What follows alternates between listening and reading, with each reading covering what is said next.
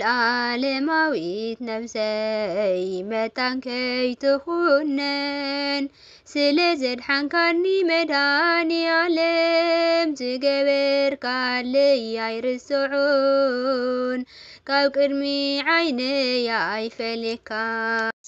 ሰላም ከመይ ኣለኹም ክቡራት ተኸታተልቲ ናይ ዩቲዩብ ቻነል ሰላም ክትህሉ ናይ ኩሉ ግዜ ትምኒተይ እምበር ነዛ ቪድዮ ብላይክ ብምጅማር ሸር ሳብስክራይብ እናገበርኩም ኣተባብዑኒ ሃናፀ ርእይቶኹም ድማ ኣብ ቦታ ኮመንት ግደፉለይ ንትገብሩለይ ድጋፍን ምትብባዕን ኣዝየ ዘመስግን እምበር ንሎሙን ከምቲ ልሙድ መንፈሳዊ ዛንታ ንባዓቲ ዲያቆን መበል 27 ክፋል ናባኹም ከብላኤ ሰናይ ምክትታል።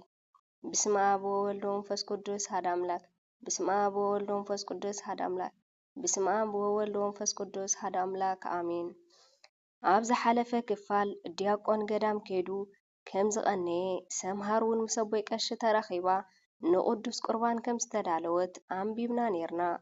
ከምኡ እውን ማትስን ዲያቆንን ንሰምሃር ሕድገት ክትገብር ከም ዘለዋ ቂምታ ናብ ቅዱስ ቁርባን ንኸይትበፅሕ ዝዓግት ሜላ ሰይጣን ምዃኑ ብመሰረት መጽሓፍ ቅዱስ ገሊጾምላ ነይሩ። ብምቕጻል እውን ዲያቆን ምስ ማትስ ግብጃ ገይሮም ካህናትን ዲያቆናትን ጸዊዖም ብድሙቕ መንፈሳዊ መደብ ከም ዘሕልፍዎን ንበዓል ሳሌም ፍዮሪ ኣነ ዘለኹውን ወሲኾም ብሓባር ከም ዘሕልፍናዮን ርኢና ነርና። ኣብ መወዳእታ ድማ ዳዊት እሕሕ ድሕሪ ምባል እምበኣር ናይ ሎሚ መደብና ኣምላኽ ተሓዊስዎ ብጣዕሚ ደስ ዝብል ነይሩ። ከምዚ ገይሩ ዝኣኻኸበና ፈጣሪ ክብርን ምስጋናን ይኹኖ። እምበኣር ኣምላኽ ፈቒድዎ ከምዚ ኢልና ካብ ተኣከብና ክልተ ዝተፈላለዩ ዓበይቲ ነገራት ኣለዉ። ክትፈልጦ ስለ ዝግብኣክን ድማ ክንነግረክን ኢና። ዲያቆን ዓርከይ ንገረን ኢልዎ ኮፍ በለ። ዘይኩሉ ሓደ እዩ ዘይትነግረን ዝነበርካ ኢሉ ብድድ በለ ዲያቆን። መጀመርታ ነቲ ከምዚ ገይሩ ዝኣኻኸበና ልዑል ፈጣሪ ምስጋና ይብፅሓዮ። ብምቕጻል ድማ ኩልኻትኩም ካብ ልቢ እየ ዘመስግነኩም። ብፍላይ ሚልን ማትስን ናተይን ናይ ሰምሃርን ጉዳይ ናብ ንቡር ክምለስ ዝገበርኩሞ ኣስተዋጽኦ ብቓላት ዝግለጽ ኣይኮነን። ከምኡውን ሳሌመይን ፍዮርን ቀጻልቲ ዝክራናን ትጸልያልናን ከም ዝነበርክን ርግጸኛ እየ። ኣምላኽ ድማ ንጸሎትክን ሰሚዑ ትምኒት ልበይ ገይሩለ እሞ ንዓኻትክን እውን ኣምላኽ ትምኒት ልብኽን ይሃብክን እበለ። እምበኣርና ጉዳይና ከኣቱ ማትስ ኣብዚ ዓዲ ንእሽቶ ኬዝ ስለ ዘለቶ ማለት ጓል ኣንስተይቲ ሃሪሙ ተኣሲሩ ስለ ዝነበረ ፋይሉ ኣባላሽምልኦም ኣብዚ ዓዲ ናይ ምንባር ዕድሉ ድማ ኣዝዩ ፀቢብ እዩ። ስለ ዝኾነ ከዓ ድሕሪ ብዙሕ ምሕሳብ ካብዚ ዓዲ ክወፅእ ብሜክሲኮ ገይሩ ናብ ኣሜሪካ ወይ ድማ ካናዳ ክኸይድ ወሲኑ ኣሎ። ኣምላኽ ሓሳብ ልቡ የስምረሉ በለ ዲያቆን ናብ ማትስ ገጹ እንዳጠመተ ድማ ዳዊት ዓርከይ ጉዕዞኻ ጉዕዞ ቅዱሳን ይግበረልካ። እዚ ጋጢምካ ዘሎ ፈተና እዩ። ፈተና ድማ ነቶም ውሉድ ኣምላኽ ዝኾኑ ሕሩያት ሰባት እዩ ዝመጾም። ንዓኻ ምንጋር የድልየካን እዩ። ኩሉ ልዕለይ ንስኻ ትፈልጦ ኣጆኻ ሰብ ኣይኩን። ቀጺለ ናብታ ካልአይቲ ምስ ንሰግር ድማ ማትስ ሓደ ጊዜ ከምዚ ኢሉኒ ነይሩ። ግጥሚ ክጽሕፍ ገለ ምስ ረኣየኒ እዚ ግጥምኻ ቁም ነገር ግበረሉ ይብለኒ። ኣነ ግን ኣብ ሕማቕ ኩነታት ስለ ዝነበርኩ ይግደሰሉ ይነበርኩን። ሓደ መዓልቲ ግን ኣምሪሩ ዲያቆን ዓርከይ ብርግጽ ኣምላኽ ትምኒት ልብኻ ክህበካ እዩ። ኩሉ ነገር ሰላም ክኸውን እዩ። ሽዑ ዓቕምኻ እንተውህቦኻ እንተጠቐመሉ። እዚ ዓለማዊ ግጥሚ መጽሓፍ ገዲፍካ መንፈሳዊ ግጥሚ ጀምር። ኣብ ኩሉ ዓቕመይ ክሕግዘካ እየ። ንስኻ ግን መዝሙር ከም ትሰርሕ ቃል እተወለ ኢሉኒ። ሓንቲ ናይ ንስሓ ሓንቲ ናይ ምስጋና መዝሙር ንኽሰርሕ ተላቢኒ። ማትስ ስለ ዝበለኒ ጥራሕ ዘይኮነስ ካብ ቅድም ካብ ልበይ ዝነበረ ባህግን ሓሳብን ስለ ዝኾነ እውን ከይተማተእኹ እየ ቃል ኣትየሉ።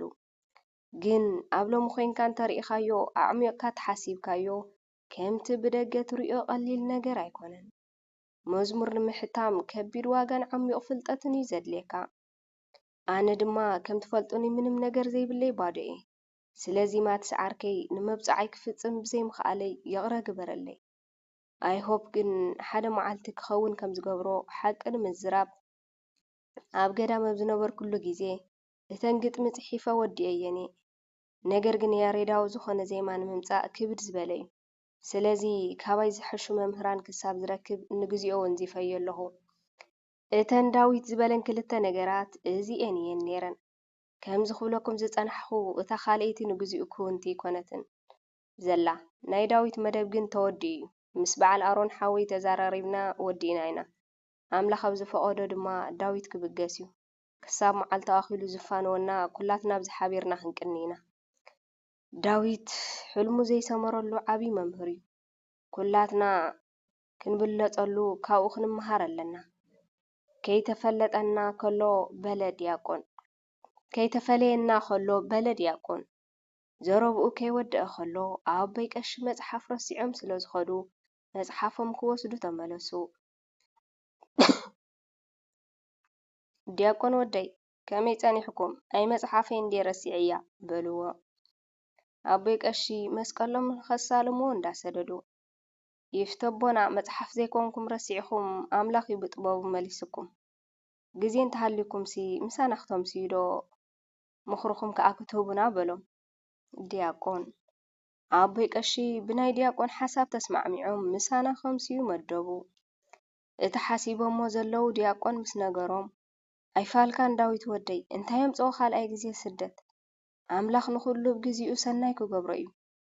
ድማ እዚ መንገዲ ሓደገኛ እዩ ብጫካታት ወሓይዝን ስለ ዝኾነ ንህይወትካ እውን ስጋኢ እዩ። ህዲ ኢልካ ሕሰበሉ እሞ ዝወደይ በልዎ።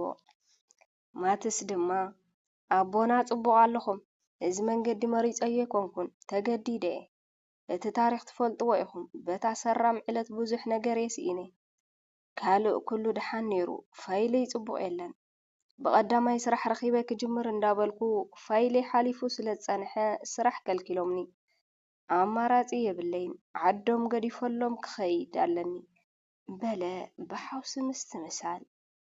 ኣይፋልካን ዳዊት ወደይ ኣምላኽ ይመስገን ዝሕግዙኻ ገበርቲ ሰናይ ኣለዉ። ኣምላኽ ኣብ ሕማቕ ንኸይትወድቕ ኢሉ ዘዳለዎም ቅዱሳት ፍርሃት ኣምላኽ ዘለዎም ሰባት ከማን ስለዚ ኣይትጨነቕ ዝወደይ እንተቲ ናይ ስራሕ ዝበልካዮ ብኻልእ ምኽንያት ክኸውን ይኽእል እዩ። ንስኻ ጥራሕ ኣይትጨነቕ ኩሉ ንሰና እዩ በልዎ። ዲያቆን ድማ ድሓን ዳዊት ዓርከይ ኣምላኽ ደርቢ ከምዘይደርብየካ ጥራሕ እመን እምበር ኩሉ ክዕረ እዩ በሎ። ሙሉእ ምሸት ብቓል ኣምላኽ ክንዘራረብ ታሪክ ቅዱሳን ክንሰምዕ ኣምሰና ማተስ ናይ ቅዱሳን ታሪክ ከዘንቱ ከሎ ብፍጽም ዝምስጥ በቃ ካልእ ሰብ ዝኸውን ዳዊት ከምዚ ኢሉ ክምህር ከሎ ናይ ዲያቆን ቃል እየ ዘኪረ ዳዊት ሕልሙ ዘይሰመረሉ ዓብይ መምህር እዩ። ብሓቂ ዓባይ ሓረግ ኣቦይ ቀሺ ተግሳጽ ምስ ማዕዳ ዲያቆን ቃል ወንጌል ዳዊት ታሪክ ቅዱሳን እንዳምሃሩ ሰላም ዝዓሰሎ ምሸት ከም ነምሲ ገበሩና። ኣቦይ ቀሺ ዝኸዱሉ ሰዓት ስለ ዝኣኸለ መሪቖም ተፋንዮምና ኸዱ። ዲያቆን ከፋንዎም ኢሉ ምስኦም ወፀ። ኣንታ ዲያቆን ወደይ እዛ ዳዊት ኣምፂዋ ዘሎ ሓሳብ ኣይግርምን ንዓኻ እዩ ዝሰምዕ ግደፍ ዘይትብሎ በልዎ። ኣቦይ ቀሺ ኣቦና ጽቡቕ ኣለኹም ምስኪናይ ዘይሓስቦ እዩ ኾይንዎ እምበር ኣብዚ ዓዲ ብዙሕ ራእይ እዩ ነይርዎ ብዝኾነ ግን ገለ ጌርና ከም ዝተርፍ ክንገብር ኢና በሎም። ኣንታ ዲያቆን ወደይ ከመይ ጌርና ኢና እሞ ክነትርፎ ንሱ ወዲእዎ እዩ ዝመስል በሉ። ኣቦና ኣነስ ከምዚ ሓሲበ ነይረ ካብዘን ዝረኣኹሞም ቆልዑት እንተነመርዕዎ እሞ ጥርናፈ ገይሮም ኮፍ ምበሉ በሎም። ዲያቆን ኣንታ ዲያቆን ወደይ ክትዕሹ ደሊኻ መጀመርያ ፈትዮም ፈቒዶም እምበር ነመርዕዎም ኢልካ ኣይኸውንን። መጀመርያ ፈትዮም ፈቒዶም እምበር ነመርዕዎም ኢልካ ኣይከውንን እዩ። ዳሕራይ ከዓ ደቂ ግዜ እንድየን ዝሓዘኦም ከይህልዎን ብዓብኡ ድማ ዳዊት ክሕራይዶ ይብለና ትብሎ። ናይተን ቆልዑ ስኽፍ ኣይበልኩም ክሳብ ሕጂ ነፃ እየን ዘለዋ። ናይ ዳዊት ቁሩብ ኣሸጋሪ ልቡ ተሰይሩ ግዲ ኮይኑስ ነዋልድ ብጣዕሚ ይጸለን ሕጂ እኳ ቁሩብ ይሓይሽ እምበር ብዝኾነ ግን ኣምላኽ እንተፈቒዱ ወስኮም ይሓይሽ ይብል ኣነ በሎም። ዲያቆን ነቦይ ቀሺ ሸፋንይዎም ምስ መፀ ማትስ ነቦይ ቀሺ ሸፋንይዎም መፀ ማትሰዓርከይ ኣቦና ነዛ መንገዲ ፈተውዋን ዘለዉ ስለዚ ቁሩብ ተዓገስ እሞ ዳሕረይ ክንሪኦ ኢና በሎ። ዲቋ ዓርከይ መክሲኮን ድሕር ተዓጽያኮ ወዲየ ኣቦና ደኣሞ ወዶም ደይኮንኩን ከመይ ኢሎም ኪድ ክብሉኒ በሎ። ማትሰዓርከይ እንታይ ዝበሃለ ኣበሃህላ ኣሎ መስለካ? ነቲ ሰብ ዝዓጽዎ ማዕጾ ገዲፍካ ነቲ ብኢድ ኣምላኽ ዘሎ መፍትሒ ክትርኢ ኣለካ። ዳሕራይ ድማ ስቕ ኢልካ ኢኻ ዓቕልኻ ተጽብብ ዘለኻ እምበር ኣምላኽ ማዕጾ ናይ ህይወት ክዓጽዎ ከሎ ፍኒስትራ ግን ከፊቱ እዩ ዝገድፈልካ።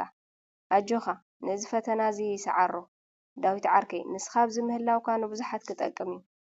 ስፔሻሊ ንዓይ እዛ ናይ መዝሙር መደብና ንስኻ ምስ ትህሉ ጥራሓ ክውንቲ ክትከውን በሎ። ዲቋ ዓርከይ በጃኻ ኣይትኽለፈኒ ኣነ ብዝሃልየን ትርፊ ከጨንቐኩም ዋላ ሓንቲ ይዓብሰልኩምኒ ኣብዚ ዓዲ ኮፍ ዝብለሉ ድማ ዋላ ሓደ ምኽንያት የብለይን በሎ።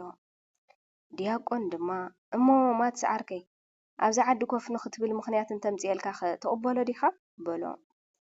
ማትስ ድማ ንዓይ ከተታርፍ ኢልካ ዘይብቑዕ ምኽንያት ጥራሕ ከይከውን እምበር ብ10 ጻብዕተ ይፍርም በሎ። ዲያቆን ድማ ፍሽኽ እንዳበለ በል ክብል ይቐጽል።